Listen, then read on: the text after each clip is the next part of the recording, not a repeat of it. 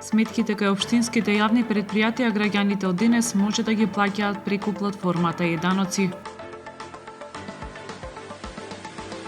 Обезбедени 15 интерактивни или сензорни табли, дидактички материјали за децата со посебни потреби и говорни нарушувања за Охридската градинка, донација од Конзулатот на Србија во Охрид.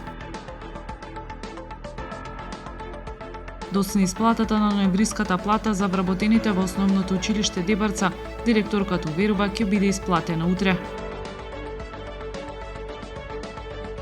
Денес премиерно ќе биде изведена представата Лист Камен Оџички на детското драмско студио Драма Кидс.